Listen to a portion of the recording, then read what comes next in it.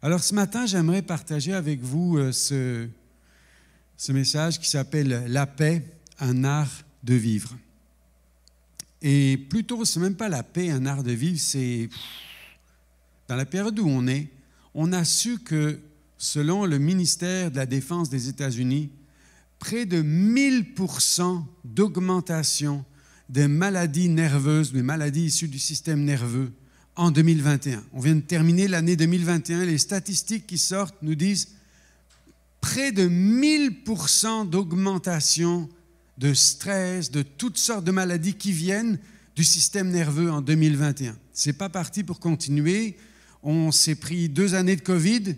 Quand on a vu que le COVID commençait à affaiblir, on s'est dit, tiens, si on se faisait une petite guerre là, pour continuer notre vie en jeux vidéo. Alors, on joue dangereusement sur la planète aujourd'hui, mais ce stress vient à nous. Ce qui fait qu'en réalité, ce n'est pas juste la paix, un art de vivre, c'est la paix, un art de vivre dans un monde agité. Et le monde aujourd'hui est très, très agité. Quand votre téléphone meurt, Dieu sait encore ce qui se passe. Dieu est au ciel et il est toujours en contrôle et il se rit de tout ce qui se passe sur la planète parce qu'il sait où tout ça, ça va nous mener, où tout ça, ça va aller. Mais c'est pour ça que comment vivre la paix dans un moment de chaos? Je sais que la vidéo était un peu exagérée, mais on vit une période particulière sur cette planète et c'est un moment d'apprendre à vivre la paix, même si notre téléphone nous dit c'est vraiment le chaos partout, c'est vraiment la destruction partout, on est dans un monde agité. L'Église mondiale n'est pas mieux en ce moment, tellement de choses se passent partout. L'humanité souffre en 2022. Comment vivre la paix dans un monde agité? Alors je vais essayer de le faire en vous racontant 3 histoires récentes, en regardant ce que la Bible nous dit du calme et de la paix. Comment est-ce que la paix se décline dans différentes zones de nos vies? Comment on peut éliminer les saboteurs qui veulent détruire notre vie et augmenter la nourriture de la paix pour soi comme pour les autres. Alors, c'est parti. 3 histoires récentes. La première se passe sur une terrasse de café à Saint-François, à Guadeloupe, à peu près il y a 5 semaines de ça. Et j'ai rencontré des amis que je n'avais pas vus depuis 20-25 ans, Björn et Britta, qui sont missionnaires à Marseille, qui sont allemands. On a passé une très belle soirée ensemble et à la fin de la soirée, on prie les uns pour les autres. Vous savez, on fait ça, on prie les uns pour les autres. Et quand on prie, Björn me dit, Philippe, j'ai eu 3 visions pour toi. Ah, alors, j'écoute. Première, dans une belle maison, il y a une terrasse, un très beau balcon et tout est calme. OK? Deuxième, tu es sur une barque, sur les flots, et tout est calme. Ouais. Troisième, tu es dans un jardin, ça sent bon, il y a des beaux fruits, des fleurs, et tout est calme. Moi, j'attends quelque chose de passionnant, là, qui va... C'est juste, c'est quoi le projet? M'amener dans un CHSLD bord du lac? Tout est calme. C'est ça que, seule chose que tu as à me dire, Seigneur, tout est calme. Je vous avoue que j'étais un tout petit peu frustré. Parfois, on peut être frustré quand Dieu nous parle. C'est que ça. Mais il est où le côté passionnant, le côté engagement, le côté aventure? Puis là, je me suis souvenu que nous sommes dans une période particulièrement agitée sur la terre où je crois que le Seigneur nous a conduits à l'automne quand on avait décidé qu'est-ce qu'on va faire comme série début d'année, la confiance et l'espérance. Et là, je me suis souvenu, c'est dans le calme et la confiance que sera votre force. Et là, je me suis souvenu, le calme, ce n'est pas le vide. Le calme, c'est une atmosphère dans laquelle tu te recharges, dans laquelle tu te remplis de puissance. Le calme, c'est une puissance tranquille, c'est un contexte dans lequel tu fais le plein. Et là, je sentais que le Seigneur était en train de me parler de ce calme-là. Puis, effectivement, le lendemain, ma deuxième histoire, le lendemain, je reçois une lettre, un message de mon ancien voisin à Sainte-Julie, comme on n'est plus au même endroit, mon ancien voisin qui me dit, Philippe, lui est roumain, il dit, voilà, une maman ukrainienne demande à sa fille de prier. Et sa fille lui dit, maman, pourquoi tu veux que je continue à prier? On a prié Dieu pour que la guerre nous soit épargnée, et regarde, la guerre a éclaté, toutes ces souffrances, c'est comme ça que Dieu nous récompense de nos prières. Et Bogdan, mon voisin, m'écrit, qu'est-ce que je peux dire à cet enfant? Je demande ton opinion, il m'écrit, qu'est-ce que je dois expliquer à cet enfant de façon réaliste? Surtout que les Russes comme les Ukrainiens sont des chrétiens orthodoxes, comme nous les Roumains, il rajoute. Et Dieu ne nous écoute pas. Qu'est-ce que je pourrais dire à cet enfant? Toi qui es pasteur, quel est ton avis? Alors, je n'ai pas répondu. Parce qu'au début, je savais que s'il me posait la question, c'est parce qu'il voulait entendre dans ma bouche la réponse que lui avait déjà dans la sienne. Donc, j'ai attendu. Et au bout d'un moment, je lui ai dit, moi, je demanderai à cet enfant juste une question. D'où vient la guerre? D'où vient la guerre? C'est ça la question que je poserai. Qui m'amène à la troisième histoire, l'histoire que tout le monde commente en ce moment. La guerre vient de la passion qui est contenue dans nos membres. Et Jésus va nous dire que ce soit la colère, que ce soit une pensée de haine, ou que ce soit un tank, c'est la même énergie, l'énergie de la haine, l'énergie de la destruction qui est là. Et quand cette petite fille ukrainienne se dispute avec son petit frère, la même énergie qui est utilisée par M. Poutine et d'autres pour faire la guerre est à l'œuvre dedans d'elle. Le poison est là, c'est juste les moyens mis à disposition qui changent. Et ça m'amène simplement à me dire, on devrait peut-être penser et réfléchir mieux à vivre la paix, vivre le calme. C'est autre chose que ne pas vivre la guerre. Il y a quelque chose au-dedans de nous qui doit être transformé par le Seigneur. Et ce matin, à la fin de mon message, je vais nous appeler à un moment devant Dieu, à venir lui dire, Seigneur, je viens comme un homme, une femme qui demande grâce, parce que Dieu fait grâce aux humbles. Ce n'est pas la grande onction, c'est juste l'humilité qui va attirer Dieu. Il fait grâce, il est attiré par des cœurs humbles. Et ce matin, on va venir lui demander, Seigneur, fais-moi grâce. Alors cette scène-là de Will Smith, tout le monde la commente. Il a eu raison parce que c'est chevaleresque de défendre sa femme. Non, il a eu tort. Et je dis, mais qu'est-ce qu'on est en train de faire? On est en train, la planète entière se dispute pour savoir si Will Smith avait raison de se disputer avec Rock. S'il avait raison ici de se disputer. La planète entière entre dedans, dans cette chose-là. Alors certains avec humour, d'autres avec moins d'humour, mais tout le monde a son avis sur la question. Pour dire simplement ce que j'en pense, ce qu'il devait faire, ce qu'il ne devait pas faire. La Bible nous dit, les lèvres de l'insensé se mêlent d'une querelle où il n'a que faire. Quand tu n'es ni partie du problème, ni partie de la solution, dis rien. C'est tout. Les lèvres de l'insensé se mêlent de querelles où il n'a que faire. Pourquoi aller se mêler de ça? Ça fait gros village gaulois où tout le monde commente. Ouais, il n'est pas d'accord, je suis d'accord. Hé, calme, confiance. 1000% d'augmentation des maladies issues du système nerveux depuis qu'on se mêle d'histoires pro-vaccin, anti-vaccin, pour camion, anti-camion, pro-masque, anti-masque. C'est vrai que j'aime pas le masque, mais je suis pas anti, c'est juste que vous aimez porter un masque, vous? Une muselière, on n'aime pas ça. N'empêche que, écoutez, on fait avec, on vit avec, on apprend à être mesuré, puis on commente quand on nous demande notre avis, sans quoi l'élève de l'insensé se mêle d'une querelle où il n'a que faire. D'où viennent les guerres et les conflits? C'est du cœur que viennent, Jésus nous dit, les mauvaises pensées comme les meurtres. C'est la même énergie de destruction. Il va nous dire, quiconque se met en colère contre son frère mérite d'être puni par les juges. Celui qui dit à son frère, raka, ça veut dire nul, mérite d'être puni. Celui qui lui dira insensé mérite d'être puni par le feu de la géhenne. C'est grave là, Jésus, t'es pas énervé, toi? Et non, c'est que juste il est en train de nous dire la même force de destruction, de haine, de meurtre agit quand on dit à quelqu'un, t'es nul, t'as aucun droit de vivre, t'es un insensé, t'es un moins que rien. Quiconque hait son frère est un meurtrier. Voyez comment Jean ici est en train de nous dire que la haine porte en elle-même la semence de mort, la semence de meurtre. Si vous avez dans votre cœur, va nous dire Jacques, un zèle amer, un esprit de dispute, ne vous vantez pas, ne vous glorifiez pas. Cette sagesse est terrestre, charnelle, diabolique. Il est en train de nous ramener ici que l'énergie qui agit, c'est l'énergie du destructeur, celui que Jésus va appeler le voleur qui vient pour égorger, détruire, tuer, nuire à l'être humain, faire du mal.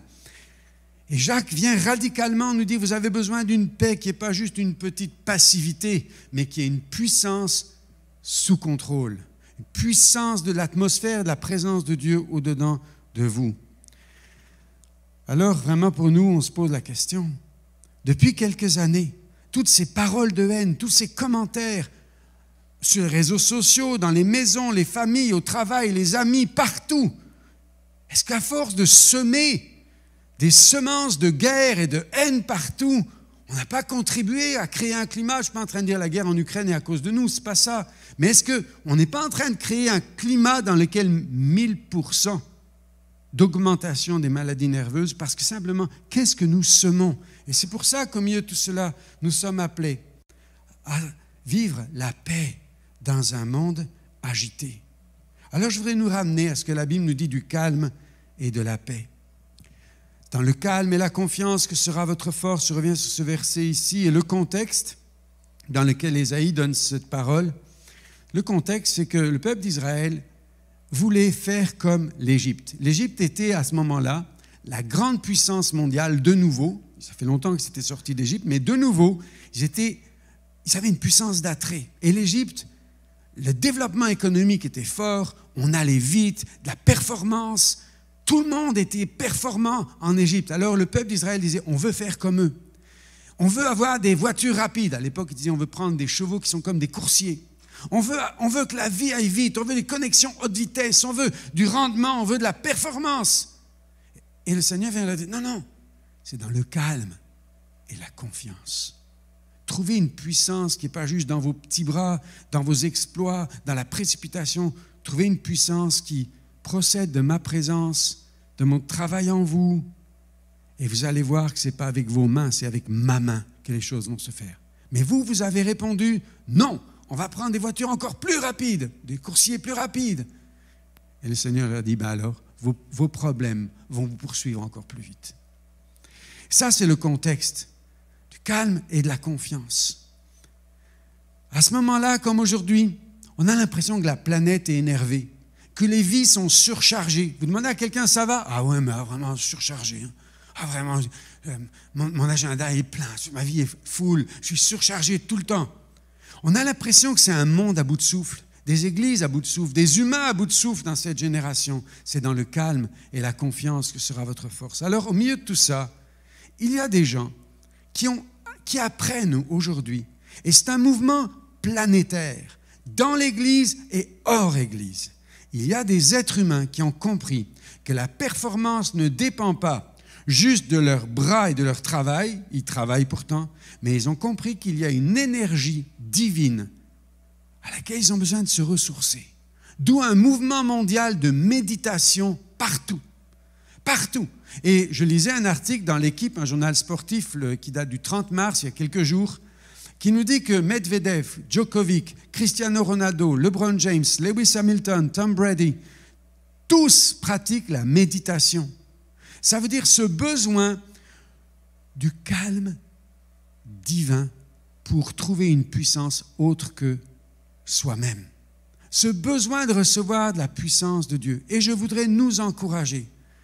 Et je l'ai déjà dit quelques fois, mais j'aimerais le dire à tous ceux qui ne l'ont jamais entendu. Il existe un site. Si on fusionne, on va changer le vidéoprojecteur. Parce que je trouve les images tellement belles sur mon ordinateur, on fera ça. Et puis, je l'ai dit, mais j'aimerais nous le redire. C'est un site gratuit qui s'appelle Meditatio. Je vais l'envoyer par Internet encore. Vous pouvez prendre 10 minutes chaque jour. Vous cliquez sur « Aujourd'hui » ici en bas, là, et vous avez une méditation gratuite du jour. Et pendant 10 minutes, vous apprenez à vous connecter à Dieu. Et en le faisant chaque jour, chaque jour, chaque jour, chaque jour, peu à peu, dans le calme et la confiance, mon énergie est renouvelée. Et à chaque jour, les 10 minutes. Et peu à peu, même quand on fait notre travail, toutes nos performances sont vécues dans une autre énergie. C'est un art de vivre dans une période d'agitation et d'accélération qui va nous amener au calme, à la confiance. Un art de vivre dans une époque de précipitation. Parce que la Bible nous dit le calme prévient de grands péchés. Elle nous dit qu'un cœur calme donne la vie au corps. Mais l'envie, c'est-à-dire la compétition, la jalousie, la performance plus forte que toi, ça devient comme un cancer dans les os. Elle nous dit que celui qui a l'esprit calme est un homme intelligent. Il ne va pas avoir la mèche courte et s'allumer tout le temps. Il ne va pas céder à sa langue qui est enflammée, qui enflamme le cours de la vie du feu de la géhenne, comme Jacques nous dit. J'ai l'âme calme et tranquille comme un enfant sevré auprès de sa mère. Alors c'est bien si tu es né avec un tempérament calme. Moi, je suis né avec un tempérament bouillant. Dans les tempéraments traditionnels, on appelait ça un colérique. Ça ne veut pas dire que je me mets en colère chaque fois que je parle. Ça veut dire que je démarre vite, je fais vite les choses. Alors quand tu as ce genre de tempérament, c'est amusant de devenir calme. C'est pour ça que de temps en temps, que quelqu'un a 3 visions pour toi, le Seigneur te dit calme, calme, calme. Ja, Björn, ich bin calme. Hein? Mais je comprends ça. Il y a une énergie de la puissance autre que notre énervement qui va nous amener à faire cela. Ce fameux calme dans la tempête. Ce calme qui est l'atmosphère du cœur de Dieu. Qui fait qu'au moment où la tempête est là, dans un monde agité, où tout bouge, vous connaissez bien cette histoire où Jésus est au fond du bateau, et lui, il dort. Ce n'est pas qu'il n'est pas conscient, c'est qu'il vit avec une autre énergie, l'énergie de l'énervement, de la peur, de la panique. Il ne dépend pas de la façon dont le monde s'agite. Et lui, s'étant réveillé, menaça vent et flots qui s'apaisèrent et le calme revint. Vous savez que vous pouvez parler à la tempête dans votre vie.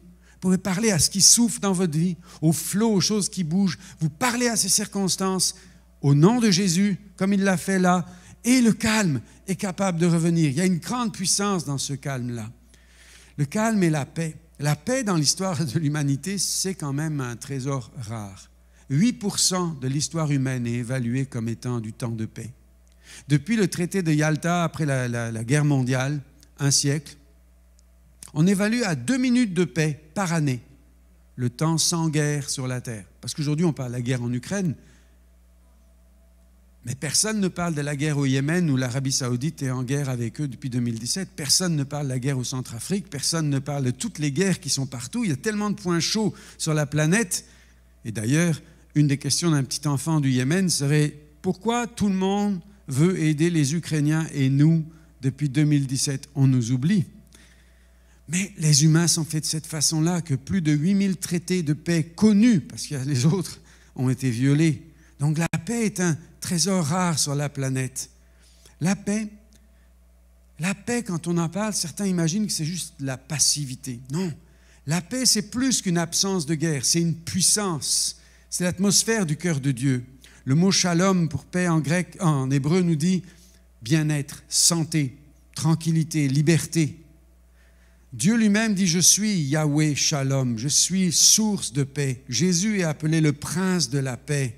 Prince de la paix parce que la paix règne. J'aime ce texte de Colossiens 3,15. Que la paix de Dieu règne dans vos cœurs et parmi vous. La paix royale. La paix royale. Est-ce que les églises sont connues comme, et les croyants connus comme ceux qui procurent la paix ou ceux qui se chicanent? Je vous laisse la question, on y reviendra après. Et pourtant, c'est un appel ici, que la paix règne, que la paix règne. D'ailleurs, le Dieu de paix écrasera bientôt Satan sous vos pieds. À une époque, dès que j'achetais une paire de chaussures, je prenais mon marqueur et j'écrivais toujours Romains 16, 20 sous chacune de mes chaussures. Parce que le Dieu de paix écrasera bientôt Satan sous vos pieds. Donc je voulais qu'il lise quand je marchais. Moi je lis ma Bible tous les jours. Satan, tu vas lire ce que Dieu va faire. Le Dieu de paix écrasera bientôt Satan sous nos pieds. Par contre, remarquez ceci. Ce n'est pas l'Éternel des armées qui va écraser Satan. Ce n'est pas le Dieu du combat, ce n'est pas dans les cris. Le Dieu de paix. Le Dieu de paix. Le Dieu de paix. La paix porte en elle une puissance royale. C'est l'atmosphère du cœur de Dieu. C'est ce qui animait Jésus au moment où tous les disciples sont agités face à la tempête, les vents. Jésus est animé de cette énergie de la paix. Le Dieu de paix, c'est une sécurité qui fait que tu connais ton autorité, tu n'as pas besoin de t'agiter. Alors la paix se décline, comme je disais, Mon troisième point ce matin, la paix se décline, c'est-à-dire qu'on peut observer la paix dans plusieurs domaines de notre vie. C'est comme des cercles concentriques, comme on le voit dans des ricochets sur l'eau. La paix avec Dieu, avec moi-même, etc. On va regarder ça. La paix avec Dieu. Parce que c'est difficile quand on va parler d'une communauté chrétienne de vouloir la paix si nous ne sommes pas déjà chacun en paix avec Dieu. Ça commence là. Le centre de la paix, c'est j'ai la paix avec Dieu. Comment vient la paix avec Dieu? Romains 5, 1. Étant justifiés par la foi en Christ, nous avons la paix avec Dieu. Pourquoi j'ai la paix avec Dieu? Parce qu'il m'a déclaré juste. Écoutez bien ceci. Avant d'être justifié, j'étais pécheur. Si je faisais quelque chose de bien, est-ce que ça faisait de moi un juste? Non. Mon état était un pécheur qui avait fait quelque chose de bien. Mais Christ a été fait péché pour qu'en lui, je devienne justice de Dieu. 2 Corinthiens 5, 21. Aujourd'hui, je suis juste, justifié par Jésus. Si je fais quelque chose de mal, est-ce que je deviens un pécheur? Non. Je suis un juste qui a commis un péché.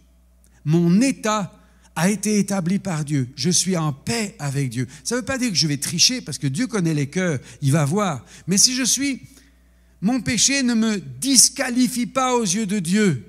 Mon péché fait juste que le Seigneur dit, mais oui, je sais que tu es faillible. Et quand je viens juste dire, le confesser devant lui, il est fidèle et juste pour pardonner, purifier, nous relever. Mais je n'ai pas besoin d'aller prendre une énergie de culpabilité. J'ai la paix avec Dieu. Je marche la tête haute parce que je vaux le prix du sang du Fils de Dieu, le prix que Dieu a payé. Le châtiment qui me donne la paix est tombé sur Jésus.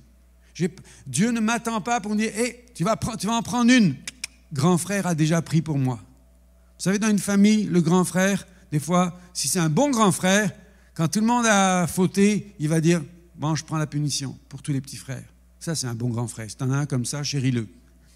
Mais Jésus est comme ça. Il a dit pour tous les petits frères et les petites sœurs, je prends la punition. Et le châtiment qui nous donne la paix est tombé sur lui. C'est pour ça que étant justifiés par la foi, nous avons la paix avec Dieu. Christ a été fait péché pour que nous soyons justice de Dieu. Et pendant des siècles et des siècles et des siècles, le peuple d'Israël offrait ce qu'on appelle le shélamim, c'est-à-dire le sacrifice de paix dans l'Ancien Testament, où vous avez certainement les versions. Shélamim est traduit par sacrifice d'action de grâce, sacrifice de paix. Shélamim, qui vient du mot shalom, ou shalam, mettre fin à la mésentente, fin à la guerre. Comment était offert le shélamim? Il y avait 2 sacrificateurs qui venaient, 2 prêtres. Il y en a un qui venait avec la poitrine de balancement. Il balançait comme ça, la poitrine. Et l'autre venait avec l'épaule du sacrifice qu'on appelait l'épaule d'élévation. Lui, il devait la lever comme ça. Et pendant un moment, avant de le faire brûler, il faisait, pendant des siècles et des siècles, poitrine de balancement, épaule d'élévation. On nous montrait où allait venir le sacrifice de paix par ce signe de la croix, montré devant l'autel des sacrifices pendant des siècles et des siècles. Et un jour, il l'a accompli. Donc aujourd'hui, la paix avec Dieu a déjà été offerte. C'est le cadeau de Dieu, c'est l'évangile. Et je veux me nourrir et me réjouir de cette paix avec Dieu. Quoi que je fasse, il est ma paix. La paix avec moi-même, parce que il y en a besoin. Il y en a besoin. Parfois, je ne suis pas aussi beau, aussi bien, aussi pur, aussi intelligent que je le voudrais. La paix avec moi-même, la paix avec mon passé déjà, parce que parfois on a des regrets sur le passé. C'est trompé. Certains disent, je me suis trompé de métier, je me suis trompé d'école, je me suis trompé de conjoint, je me suis trompé de pays, je me suis trompé de... Stop. Sois en paix avec toi-même. Sois en paix. Le bonheur dans la vie, Ecclésiaste 5.4, consiste à vivre heureux selon la part que Dieu nous a donnée. La part qui nous revient. Le bonheur consiste à manger, boire, être avec les gens qu'on aime selon la part qui nous a été donnée. Les cartes que Dieu a mises dans mes mains. Qu'est-ce que Dieu a mis dans mes mains? Comme style de motivation, style de personnalité, comme caractère, tempérament, forme d'intelligence, qui je suis. Et quand je commence à être en paix avec qui Dieu m'a donné d'être, le psaume 139, 14 me dit, je peux dire à Dieu, je te loue de ce que je suis une merveilleuse créature. Et ce jour-là, je suis en paix avec moi-même. Avant ça, il y a des tourments même sur l'avenir, des inquiétudes. Avez-vous une inquiétude gourmande? Vous savez ce que c'est une inquiétude gourmande? Elle vous demande beaucoup à manger. Elle vous demande beaucoup d'être nourri. Moi, quand j'étais petit, j'avais une inquiétude gourmande. J'ai appris, mais de temps en temps, elle est là. Je me fais les scénarios de l'avenir, puis j'ai l'inquiétude qui vient avec moi. Tiens, et si on le regardait ensemble? Et si tu manques d'argent plus tard? Et si tes enfants t'oublient? Et si tes amis t'oublient? Et si tu finis ta vie tout seul, comme un vieux abandonné en décrépitude dans sa maison, si même Isabelle part avant toi, puis là tu t'imagines, et là chaque fois que tu donnes un sandwich à inquiétude, elle prend du volume, puis au bout d'un moment, c'est toi qui n'as plus de force, tu n'as plus rien. C'est juste, avez-vous une inquiétude gourmande? Parce que faire la paix avec soi-même et de décider à l'inquiétude, j'ai arrêté de te nourrir dans l'avenir ou le présent. Oh, pour le présent, c'est simple. Vous voulez nourrir le manque de paix dans le présent? Regardez les informations, tous les jours. Ne les manquez pas, plusieurs fois par jour. Écoutez, lisez, allez sur Internet et augmentez votre stress. 1000% de maladies nerveuses. Vous allez gagner au loto là-dedans. Vous allez gagner le prix du gars le plus malade nerveusement. Si vous faites ça tout le temps, ça le fait, ça aide. Et dans le présent, les changements qui arrivent, les pertes, une perte d'emploi, ça peut arriver, perte de toutes sortes de choses peuvent arriver, une perte de sens dans la vie, perte d'ambition, j'ai plus le goût de rien, perte d'un projet, perte de santé parfois. Face à tout ça, oui, je te loue Seigneur pour le lot qui m'a été donné et je te loue de ce que je suis une créature si merveilleuse. Paix dans ma famille, dans ma communauté, ma famille, Proverbe 17:1, pour aller un peu plus vite, me dit « Mieux vaut un morceau de pain sec avec la paix qu'une maison pleine de viande avec des querelles. » L'atmosphère d'une maison, c'est un trésor. Et dans nos maisons aussi, oui, il y a des chicanes dans les couples, etc. Mais est-ce qu'à la fin, on se réconcilie, on se demande pardon, on prie devant Dieu, on demande qu'il vienne purifier pour qu'on installe un climat de paix? C'est tellement précieux ici de vivre cela dans les maisons, dans la communauté. L'Église était en paix, Acte 9, 31, et elle s'accroissait par l'assistance du Saint-Esprit. Alors, je posais la question tout à l'heure, est-ce que les croyants, finalement, sont connus comme des artisans de paix ou des créateurs de chicanes? Moi, quand je pose des questions, pensez quoi des églises chrétiennes? Demandez ça à d'autres gens, et même à des gens qui ont été dans les églises qui ne viennent plus. La plupart du temps, ils disent, c'est vraiment des disputeux. Hein. C'est vraiment, on dirait qu'ils aiment ça, la polémique. Ils trouvent toujours des sujets de discussion, puis ils se battent sur les versets bibliques, et l'autre, il va trouver une autre version, puis ça se bat là-dedans, puis... Il y a une tradition dont nous devons nous séparer. C'est d'être perçus comme les gens de chicane, les gens qui aiment se disputer, alors que le commandement, ce n'est pas disputez-vous, mordez-vous, aboyez-vous les uns les autres, c'est aimez-vous les uns les autres. Et déjà, chez les Galates, Paul nous disait, attention, prenez garde, parce qu'il est dit, toute la loi est accomplie dans une seule parole, tu aimeras ton prochain comme toi-même. Mais prenez garde, si vous vous mordez, vous dévorez les uns les autres. Hé, Galates, vous êtes des cannibales? Vous mangez les uns les autres? Oui, il dit, vous pouvez vous dévorer, vous pouvez être mordants les uns pour les autres. Vous allez finir par vous détruire, il nous dit, si vous faites ça. Alors, nous voulons nourrir une communauté dans laquelle nous sommes bienveillants, dans laquelle nous parlons bien les uns des autres. Nous nous invitons, nous remarquons les bonnes choses les uns des autres. On était invités dans une super belle famille de votre église, Isabelle et moi, cette semaine. Les enfants extraordinaires, le repas délicieux, la maison très belle, les conversations agréables. J'ai aimé ça, j'ai tellement aimé ça. Mais le lendemain, je veux nourrir ça et rappeler, oh, c'était magnifique ce qu'on a reçu, et je veux le dire. Parce que si nous ne semons pas les paroles de paix, on attend, on dit rien, et le jour où quelque chose ne va pas, on est juste en train de semer des paroles qui vont affaiblir ou des paroles de guerre. Je veux contribuer à ce que la communauté chrétienne soit une communauté de paix, au travail, dans la cité. Pour autant que cela dépende de vous, soyez en paix avec tous les hommes, les collègues, le boss, les employés dans la cité, avec nos dirigeants politiques. On peut ne pas être d'accord, on a le droit de ne pas être d'accord, mais jamais dans l'injure, jamais dans le mépris, jamais dans un langage qui fait qu'on a encore sorti une balle issue de la haine. Nous ne sommes pas issus de cette énergie-là, et veillons les uns sur les autres, et que je veille sur moi, et veillons les uns sur les autres pour devenir des personnes de paix. Mais le terrain le plus explosif, il n'est pas là.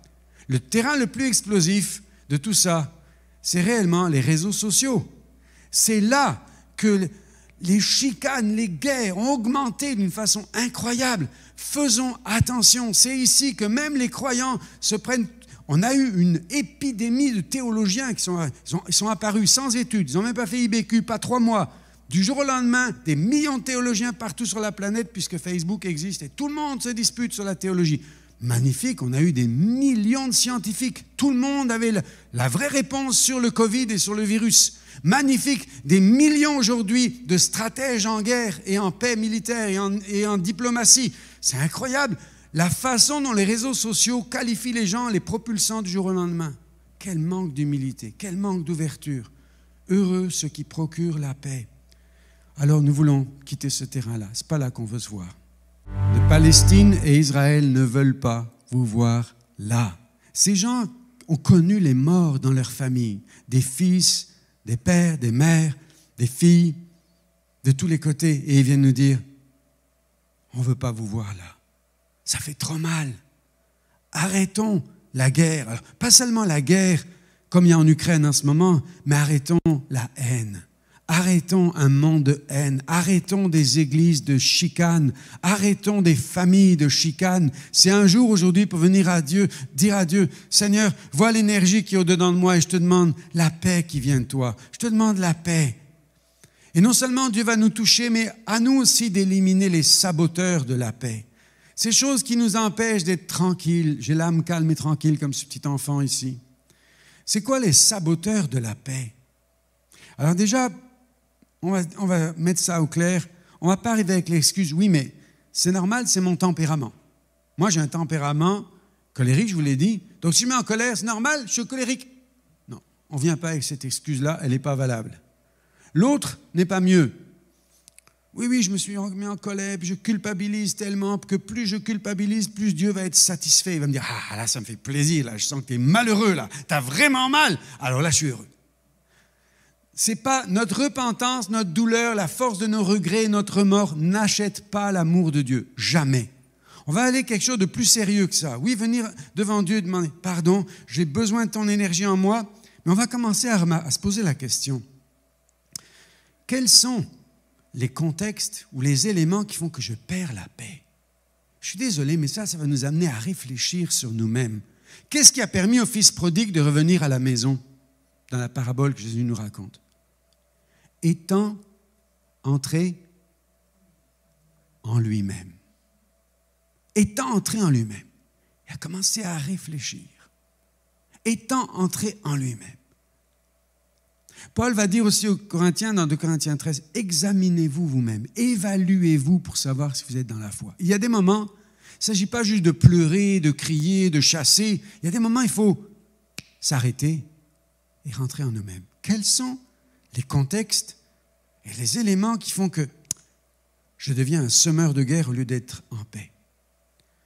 En ce qui me concerne, puis franchement, j'en connais des milliers comme ça, il s'agit des pressions. Quand on est sous les pressions de toutes sortes, alors il y a 2 sortes de pressions très rapidement, les pressions externes, comme cet œuf, si ça continue à serrer, il va casser. Mais le même œuf, s'il y a une pression interne, c'est-à-dire le petit poussin qui presse, ça va produire la vie. L'amour de Christ nous presse à l'intérieur pour faire de bonnes choses. Ça, c'est de la vie. La pression extérieure, de trop de travail, de mauvaises paroles, d'un mauvais climat, la pression extérieure, de pression financière, la pression de conformité. Je vis dans un groupe, comment on s'habille, comment on pense, comment on doit voter, comment on doit se comporter. C'est mauvaise pression. Toutes les pressions qui viennent de l'extérieur pour nous conformer à quelque chose créent sur nous du stress. Pression intérieure, c'est autre chose. Alors, je répète, si pression au travail, trop chargée, la dispersion, aucune pause, je ne prends pas souffle, j'ai des attentes irréalistes, je performe déjà, mais je vais m'en mettre encore plus, c'est probablement un contexte idéal pour que je perde ma paix et lâche tout ce qui vient face à moi. Quand je suis comme ça, devient un parasite, un obstacle qui risque de menacer ma performance. Ça fait que tout ce qui vient là, je l'élimine.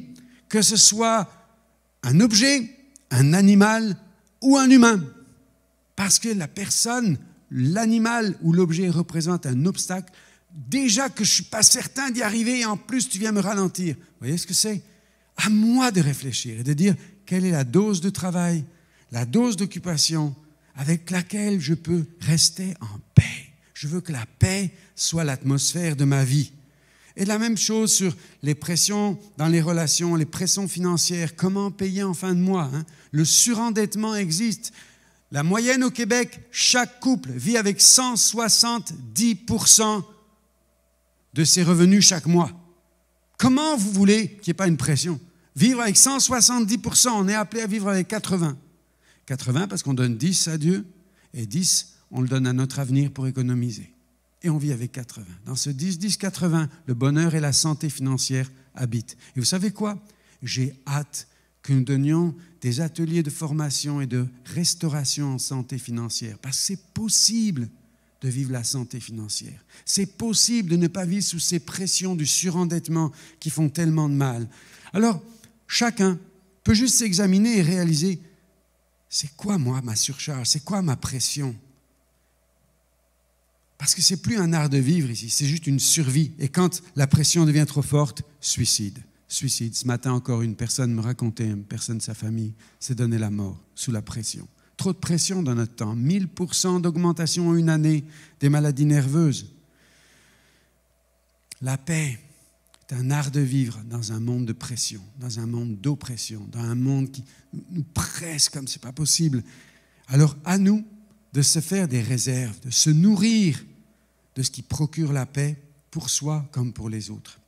Ce qui procure la paix, pour moi, c'est quand je choisis un style de vie dans lequel majoritairement dans mes activités, je fais ce pourquoi je suis fait. On appelle ça être dans son flow, être dans son sweet spot. On emploie ikigai, disent les Japonais. C'est dans le cœur de ce pourquoi je suis fait. Quand je vois mon épouse, elle fait de la relation d'aide.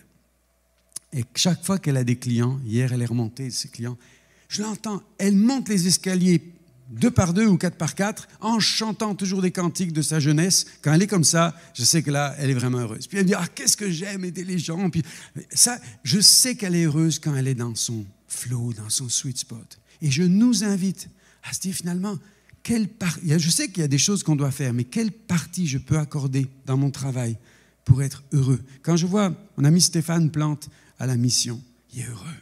Il est dans ce pourquoi Dieu l'a appelé. Alors, voilà une des choses qui fait qu'on peut se nourrir de paix. Mais également, non seulement avoir des grosses activités,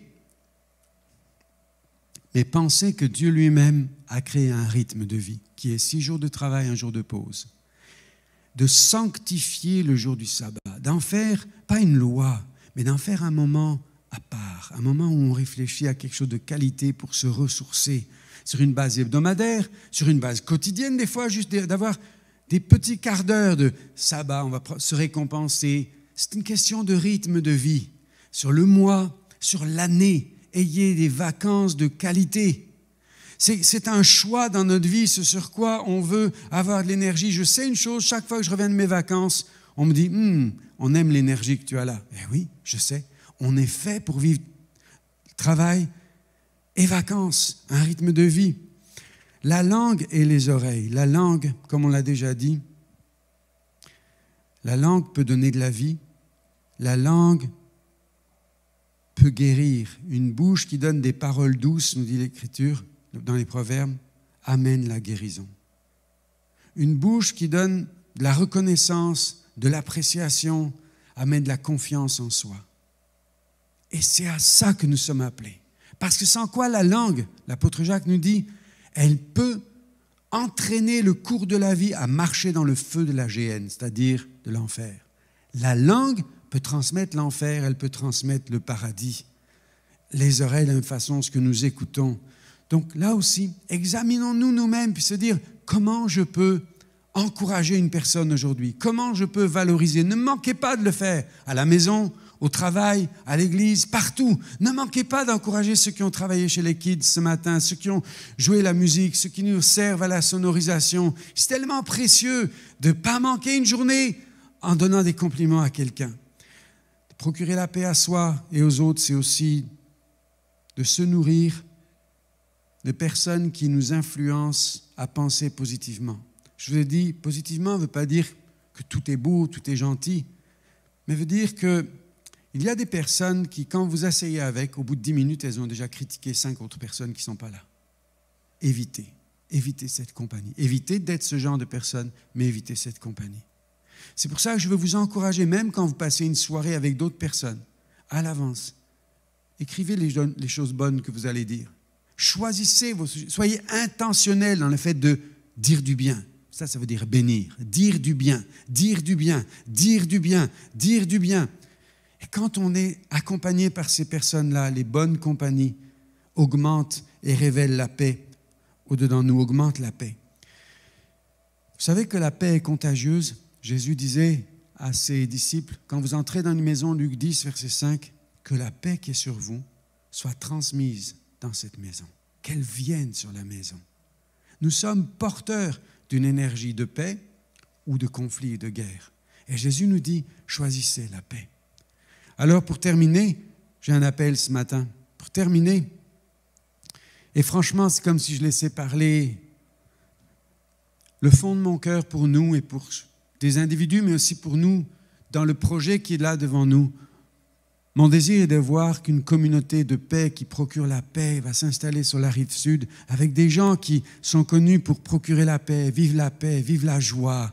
Parce que le royaume de Dieu, c'est la paix, la joie, la justice par le Saint-Esprit.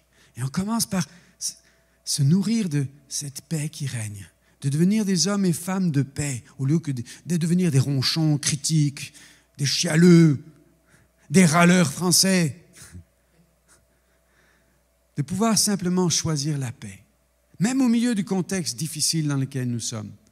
Et je vais mettre un chant, et pendant ce chant, je voudrais vous inviter à venir ici devant. Je veux prier pour vous. Je vous dis encore une fois, ce n'est pas une question de grande onction. C'est une question d'humilité. Parce que Dieu fait grâce aux humbles. Et si vous dites simplement, Seigneur, je reconnais que bien souvent, l'énergie qui est au-dedans de moi n'est pas la paix. Il y a la panique, il y a la haine, il y a la guerre, il y a l'inquiétude gourmande, il y a toutes sortes de choses qui s'agitent. Je suis un agité au milieu d'un monde agité. Je suis un énervé au milieu d'un monde énervé. Seigneur, tu m'appelles à avoir en moi une autre sorte d'énergie. La paix dans un monde agité. La confiance tranquille. Comme dirait mon ami Björn, calme, calme, calme. Et c'est dans cette énergie du calme de Dieu, la force tranquille, qu'on va repartir aujourd'hui équipé du ciel. Et je vais mettre ce chant sur l'écran. C'est un chant d'un homme qui s'appelle Brian Doxon, qui est canadien, qui a écrit ce chant. Et il dit, au milieu de cette souffrance inattendue, un de ses enfants a été diagnostiqué avec une maladie incurable.